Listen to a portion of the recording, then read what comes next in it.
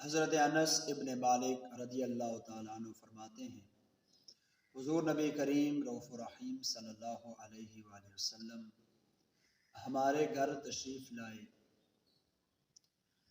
اور آپ نے کیلولہ فرمایا تو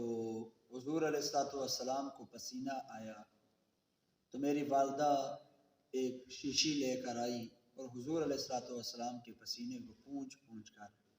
اس شیشی میں ڈالنے لگی تو نبی پاک صلی اللہ علیہ وآلہ وسلم بیدار ہوئے